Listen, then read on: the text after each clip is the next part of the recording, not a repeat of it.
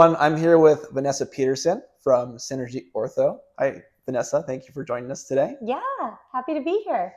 I want to know, Vanessa, how did Synergi come into being here in Rancho? How did this come out? What was the idea behind Synergi? Yeah, so I'm born and raised in Rancho Cucamonga, and I've wanted to be an orthodontist since I was a kid. My mom was a dental hygienist, so I grew up in the dental field, and then I just had an incredible orthodontist, the late Dr. Stephen Tracy, who practiced in Upland, and he inspired me from a young age. What I saw is that he just exuded a love for his craft. He loved his patients, his office, his team. They loved each other and they loved him.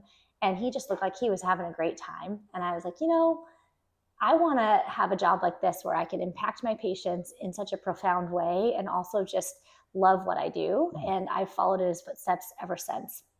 And so I have the personality where I knew I always wanted to be a business owner. I love creating. I love leading. I love wearing a bunch of hats. And so when life brought me back here to Rancho Cucamonga in 2019, I was able to open this practice. And I actually had owned another practice in Oregon prior to that. But the idea behind Synergi was to build a forward-thinking, technologically advanced practice that is just all about serving this community. When I came across your business and I saw how you spelled Synergi, I felt seen because I'm like, oh, they don't know how to spell either. And for me, I always misspell words all the time. But I later found out that there was a reason you spelled it that way. Why is there an I in Synergi? Well, I wanted to spell Synergi with an I for a number of reasons. One, I wanted people to know that we don't follow the fish in the sea, right? This practice is innovative, forward-thinking, and creative, and we want to stand out for a reason. But I had a feeling you were going to ask this question. So I got our mission statement here, and this is really the meat and potatoes of why we spell Synergi with an I. So I'm going to read it to you. We provide treatment that is individualized for each patient. Our office is innovative with the latest technology and treatment planning, constantly integrating the advances of modern medicine in health and dental care. Our job is important, and our mission is to be inspirational, positively impacting our patients and community through smiles. Our team has integrity, and our actions build trust. We are intentional. We come to work every day prepared to be our best selves as we serve our community. And our office and team are inviting and inclusive. We believe everyone deserves to smile. So all of those I statements is really, that's what we're doing here. And when we make decisions, we base all our decisions on those I words. That's incredible. I love that mission statement. It's really strong too. And also that's something that I feel every time I've come into your office, that's something that you guys really embody, even your staff. And what's your secret to hiring staff that's always smiling? Like when you come in, you always feel welcome. Is there a secret? How do you train them to smile a certain way? Yeah, I mean, it is definitely expected. I joke that I hire huggers. What is the most important part of life here on earth is people and love. And everything else we do is secondary to that. And so I want a team who also embodies that, who cares so passionately about our patients that they'll go above and beyond. And, our tagline is making orthodontics the best part of our day or your day. And that's, we really want people to feel that. We want them to know that we work so hard. Like you won't find a team that works harder for our patients. And of course we're human, right? Sometimes we run behind, sometimes mistakes happen, but we want them to know that like consistently they can expect the best out of us every time they come in. That's great. And I get that feeling too every time I come into your guys' office. And I don't think that's a big challenge I feel like people have with going to, the dentist, is that there's always this there could be a lot of fear behind it. I know like for me growing up, I didn't have the best experience, at the dentist. For me, in my mind, it's a scary place to be, but this is more of a relaxing space. And I can see how people can be more excited when it comes to working on their teeth health. Yeah, that was the whole point. I didn't want anything here to look like a doctor's office, right? From the design of the practice to the music we play, to what we wear. I finally caved to scrubs because they're so comfortable. But, that's the point. And, when people come in nervous, my mindset is, okay, challenge accepted. By the time you're done here, I want you to be sad that you're leaving, right? And I really want our patients to like be counting down on the calendar to when their appointment is, right? Now if we can go into more about what makes a smile healthy. I think I know like a lot of my clients are really interested in that. So can we talk a little bit about teeth health? Oh gosh, you are opening up a can of worms here. So having straight teeth and teeth fitting together in a proper position is paramount, right? And without that, there leads to a lot of issues down the road. There's dental issues, there's confidence issues, and most people understand that part of it where they're coming in for straight teeth and a healthy bite. But there's a bigger evolution behind that, right? Especially since I've started using a cone beam and we can see so much more, we've learned so much about airway and functional balance, right? And so my job, I'm looking at patients' airways, I'm looking at their sinuses, I'm looking at their tonsils, their adenoids. And a lot of people don't realize how much orthodontics affects that. And having a healthy airway and a functional, bite is paramount, right? 75% of our population these days have smaller lower jaws because we're eating more processed foods. We're not eating the foods we're supposed to. So our muscles aren't developing, everything's getting smaller. And so the past generation, right, they all have straight teeth with small lower jaws and they're all headed to CPAPs or sleep apnea appliances. And now we know when we get these kids in earlier, right, we can not only set them up for straight teeth, but like, nasal breathing and proper growth and development, which affects their gut health and so many other things, their TMJ. So yeah, it seems like prevention is very important. Oh yeah, like early intervention is critical, and that's still something that like we're trying to explain to the average person is what age to bring your kid into the orthodontist. It actually used to be 7, and that was even hard to get people to come in at 7. But now I'm seeing kids sometimes as early as 2 or 3. Right? If they're mouth breathing, they've got large tonsils. Kids are wetting the bed at night past the age of like 5, right? Kids misdiagnosed with ADHD. All of those kids are coming in even earlier. And something I appreciate about you is that you do have a holistic mindset. You look at, okay, well, how does this affect the rest of the body? So I'm wondering, what are some other ways that the teeth might be connected to other, components of health? Oh yeah. So the teeth, and specifically the upper jaw, the palate, is the floor of the nose. So the size of the palate affects breathing, right? But also it affects tongue space. So if your tongue doesn't have the proper space, then your speech is affected. Those are, some of the biggest things. But if you don't have proper space for your tongue, then your tongue goes to the back of your throat when you're sleeping, right? That causes all sorts of other things. You start mouth breathing, which promotes more cavities. It promotes your gums to overgrow, right? And then you're not getting enough sleep, so that affects your ability to focus in school or in all sorts of other areas of life.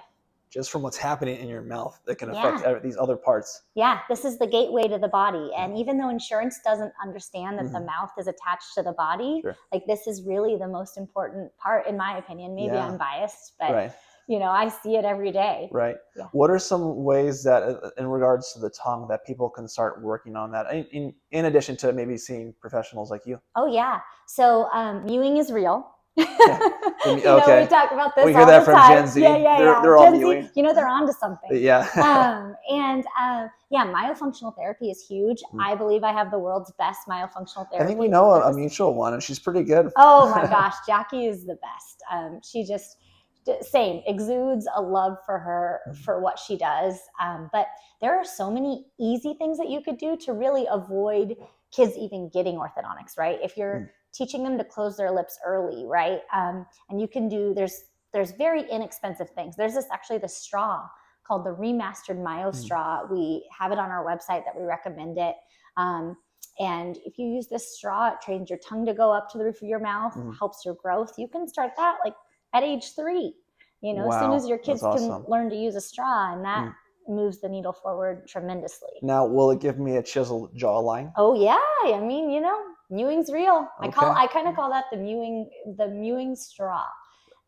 Muscles are stronger than the bone. And so if you can really train those muscles to do what they're supposed to do, if your tongue's in the right place, everything kind of rotates forward, and that's that man jaw. The jaw's popping at that point. Yeah. Think about this. I always talk about, you see all those hunky football players and hockey players.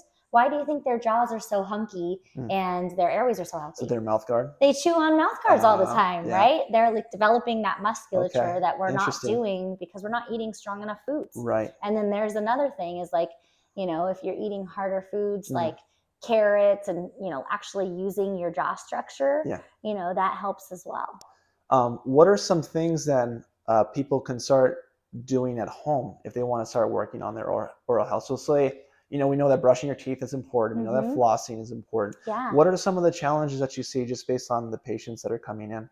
Yeah, so I think a lot of it is awareness. And there's also some books we recommend on the website talking about foods and tongue ties and sleeping. But young kids, trying to stop the pacifier, by 6 months. Right. Trying to avoid things like pouches for kids, right? I mean, I'm a mom. I gave my kids those things too when you're on the go, but like, trying to watch the diet. There's things that I've done like mouth taping, right? Trying to train my body to learn to close my lips. There's a lot of easy exercises like tongue clicks and different things that you can do that really make a huge difference. Yeah. What's a tongue click? A tongue click, just, like the sound, right? Training your body to the neural connection for your tongue to know where to go, that's really important. Awesome. Yeah. Very cool. When it comes to specifically, so I had a client ask about their gums, and they said that they've had people tell them that as you age, your gum line naturally recedes. Is there some truth behind that, or what do you see in regards to gum health? Yeah, so I believe gum recession is actually mostly due to traumatic occlusion. Okay, and that's when your teeth don't fit together properly. They kind of jiggle your teeth, and over time you lose gum recession. Okay. But we are not programmed as humans to naturally, inevitably have gum recession. That's not natural. That's not supposed to happen. Okay. And you hear often, even general dentists say you're brushing too aggressively. And while that's sometimes the case, often it's not.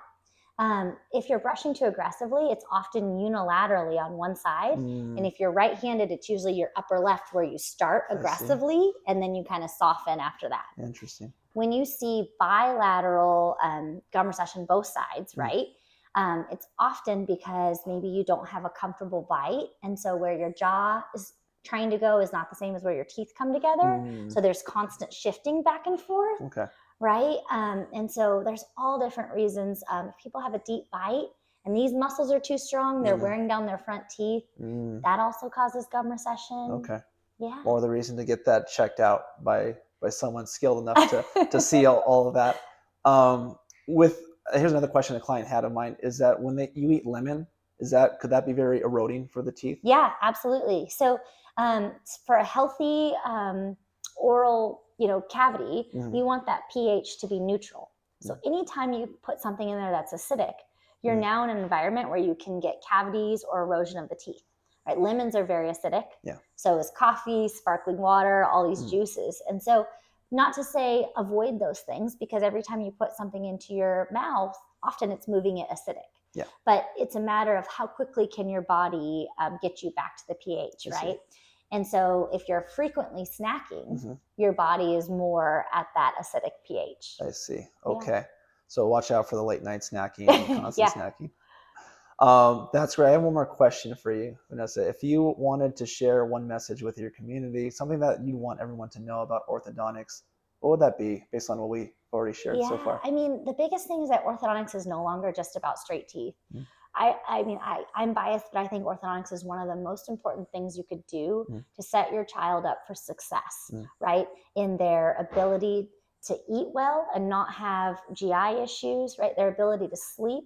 We know that airway is connected, like a narrow airway and not enough oxygen and not enough sleep is connected to so many chronic diseases, right? Obesity, heart issues, focus. And so getting your kid early, right now I do complimentary exams. It's a really long, about hour appointment where I go over everything. And that's, that's just my way of like trying to educate our community to say, hey, like you need to know this. And then not everybody needs those things, but at least you're empowered to know what's going on. And then, maybe I can help, maybe an ENT can help, maybe a myofunctional therapist, or maybe you just do these exercises at home. Whatever they need, you can refer out if you need to, or give them the right resources. I appreciate that you guys do that, and you take care of everybody who walks through your doors. So I just wanted to share that. You guys are doing amazing work, and it's always inspiring every time I come to chat with you guys. I appreciate that. We're trying our best. And, honestly, I feel like I have the best job in the world. So, I mean, to be able to get to do this every day is such a privilege. That's wonderful. Thank you so much again, Vanessa, for your time. I look forward to our next video. Yeah. Awesome. Thank you.